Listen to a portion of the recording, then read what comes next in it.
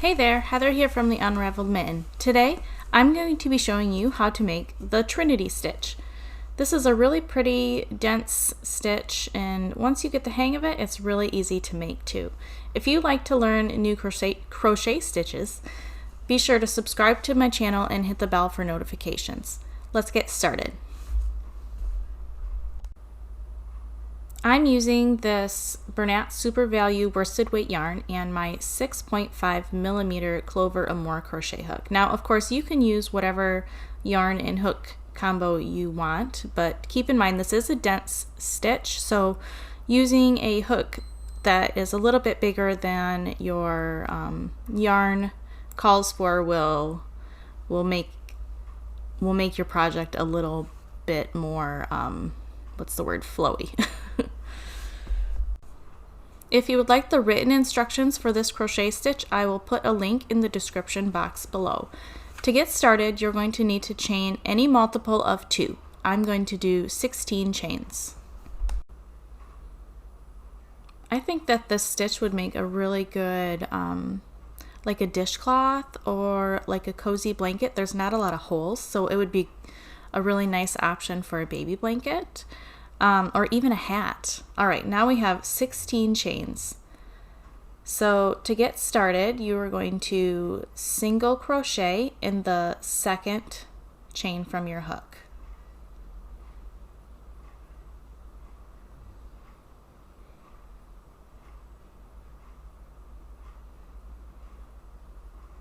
And this is where the fun starts. All right, so what we're going to do next is a series of single crochet 3 togethers, or I'm going to call it a single crochet cluster.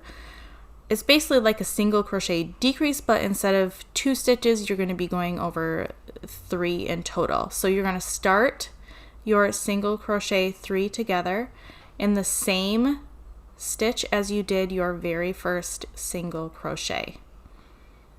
So insert your hook, pull up a loop, insert your hook into the next chain, pull up another loop, and another in the next chain. So you should have 4 loops on your hook. To finish your stitch, you're just going to yarn over and pull through all 4 loops. Now, since we basically just did a decrease, we need to compensate for that and make a chain 1. Otherwise, we will not have a very even project. So chain 1, make sure this chain 1 is a little bit loose because you're going to be crocheting into it in the next row. All right, so to make our next cluster, you're going to start in the same stitch that you ended on. So you're going to do single crochet 3 together, or a single crochet cluster starting in that same stitch. So pull up a loop and then pull up a loop in the next 2 chains.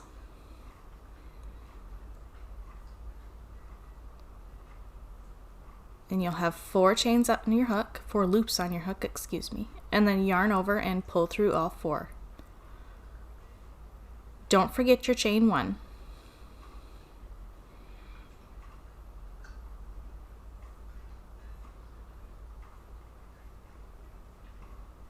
Not too bad, right? Pretty easy.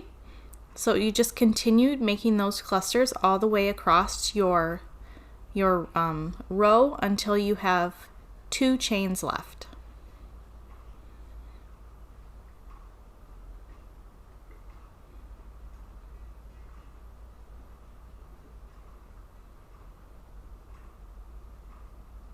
There you have 4 loops on your hook, yarn over, pull through all 4, make a chain 1 to compensate for the decrease. All right, now we're at the end of your row and you have 2 chains left. So you're going to make 1 more cluster, starting in the same stitch you ended your last one on. Pull up a loop, and then pull up a loop in the next 2 chains.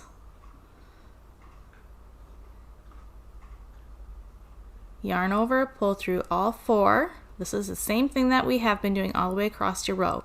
But now, instead of making a chain 1, you are just going to make a single crochet into the same stitch you ended that cluster in. So there's no chain 1 before the end of the row. And that's it. Alright, so row 2 is really similar to row 1, except for you're going to be working in stitches rather than in the chains. So chain 1 in turn. Chain 1 does not count as a stitch. And you'll just be making those single crochet clusters all the way across your row, just like we did in row 1.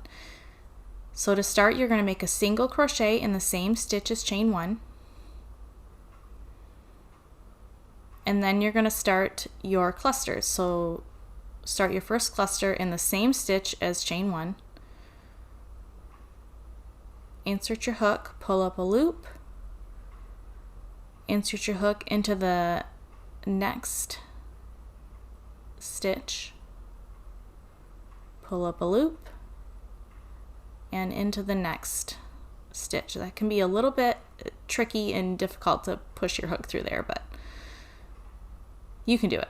Alright, so now you should have 4 loops on your hook. Just yarn over and pull through all 4 loops. Now, since we made a decrease, we have to compensate with our chain 1.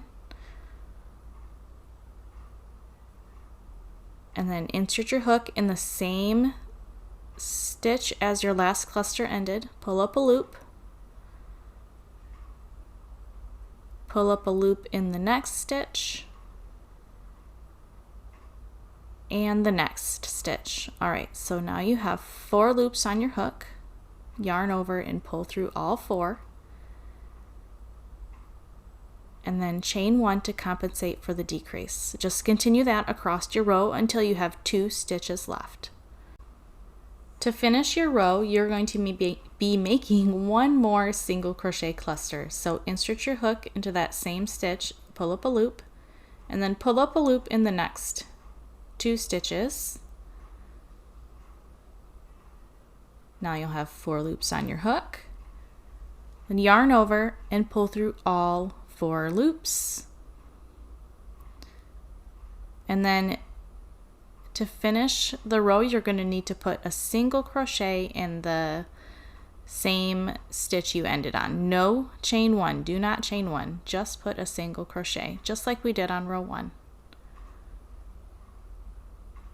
And that's it. What did you think? Kind of fun, right? So to keep going, you just repeat row 2 until your project is the size that you want it. Just make sure you do your chain ones loosely, and it will be easier to crochet into.